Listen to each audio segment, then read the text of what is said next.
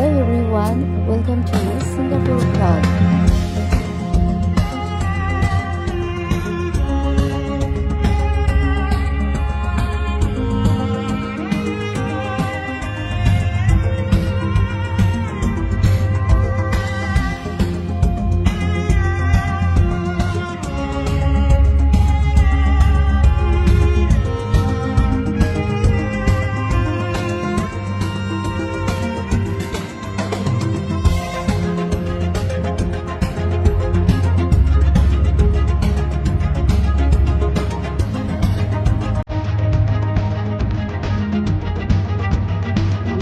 আছি ঢাকা ইন্টারন্যাশনাল এয়ারপোর্টে এবং সময়টা হজের সময়, তাই হাজিরা যাচ্ছিলেন লাইন বেঁধে, দেখতে ভালোই লাগছিল। যাই হোক, আমি ইমিগ্রেশন কমপ্লিট করে ওয়েট করছিলাম আমার বোর্ডিংয়ের জন্যে।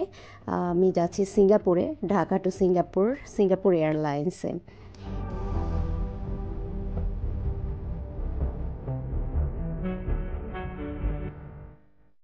Hey, welcome to Singapore Airlines. Inside Singapore Airlines এর প্রত্যেকটি স্টাফের বিহেভিয়ার এতটা ফ্রেন্ডলি এবং তারা এতটা দক্ষ, সত্যি তাদের হসপিটালিটি ইজ দ্য টপ নশ।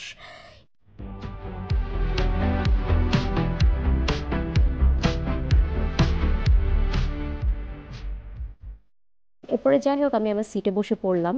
সিটে বসার কিছুক্ষণের মধ্যে আমাদেরকে খাবার সার্ভ করা হলো এবং এক্ষেত্রে বলতে হবে সিঙ্গাপুরের খাবারের প্রশংসা তো আমি সবসময় শুনেছি, সেটা আমি আসলেই নিজেও টেস্ট করে বুঝতে পারলাম। খাবারগুলো খুবই টেস্টি ছিল। তারপর 4 ঘন্টা পরে জানালা থেকে দেখলাম ভোরের আকাশ, মেঘের উপরে ছিলাম। এরপরে 4-4.5 ঘন্টা পরে অবশ্য পৌঁছালাম। আমার প্লেন একটু ডিলে ছিল। যাই হোক, পৌঁছানোর পরে এখন সিঙ্গাপুরে ইমিগ্রেশনের পালা।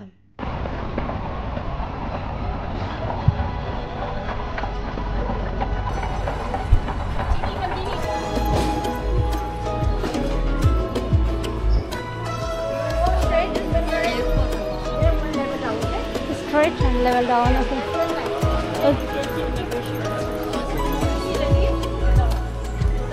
Oh, this.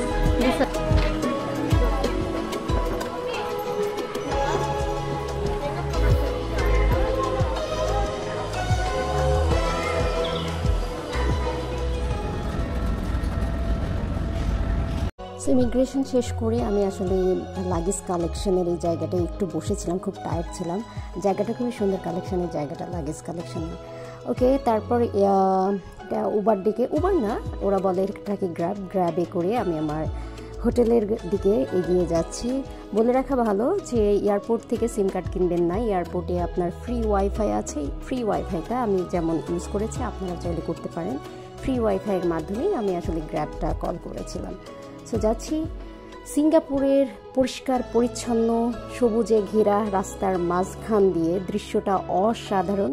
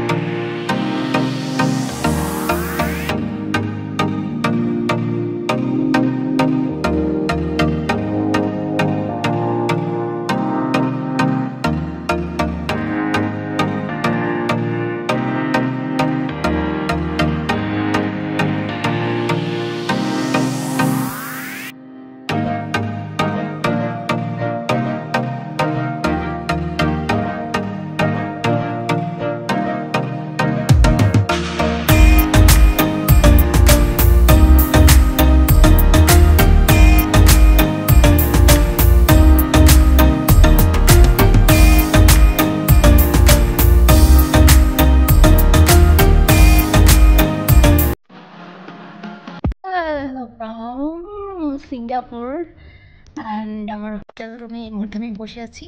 সো আজকে যেটা হয়েছে, বেসিক্যালি আমি আজকে সিঙ্গাপুরে এসে ল্যান্ড করেছি সকালবেলা, সকাল 8টায়। একটু ডিলে ছিল যেহেতু ওয়েদার খারাপ ছিল। তো এখন আমি বের হব একটু, কারণ আসার পরে এত টায়ার্ড ছিলাম, সারা রাত জার্নি, তারপরে কিছু প্রসিডিওর তো আছে এয়ারপোর্টে, সব কিছু মিলিয়ে একটু মানে ছিলাম, টায়ার্ড ছিলাম। সেই দিনে আসলে বের হওয়া হয়নি। এখন একটু বিকেল হয়ে গেছে, এখন 4:30 বাজে। তো এখন বের হব আর দেখি আশেপাশে কি আছে আপাতত আজকে বেশি কিছু দেখবো না, জাস্ট আমার আশেপাশে কি আছে একটু এক্সপ্লোর করার চেষ্টা করব। আর এই তো আমার হোটেল ভিউ, হোটেলটা থাক গোছলা আছে আপাতত। সো এখন কিছু আর দেখাচ্ছি না, মোটামুটি বেশ ভালো। পরে আমি হোটেলটা নিয়ে আমি সম্পূর্ণ একটা আলাদা ভিডিও করে দেবো। তো যেটা বলছিলাম যে আজকে প্রথম দিনের ইমপ্রেশন সো ফার গুড।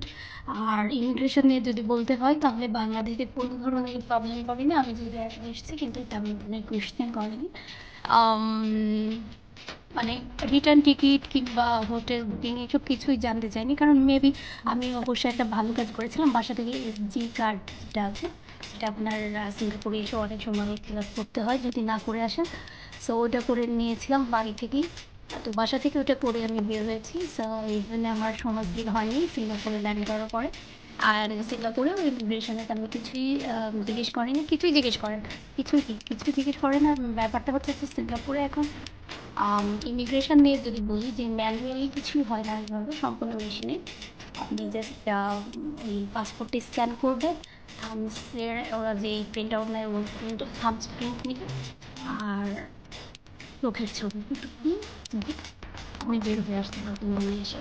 আমি তারপর লাগেজ কালেক্ট করে সুন্দর পরিষ্কার পরিচ্ছন্ন এমন একটা দেশে এসে আসলে ভীষণ ভালো লাগছে।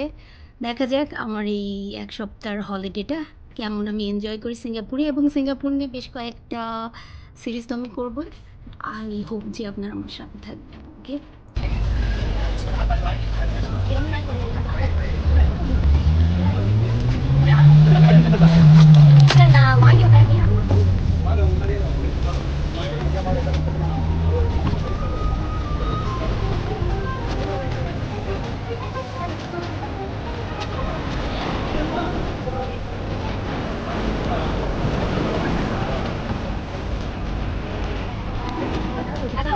So guys, thanks for joining me on this incredible journey.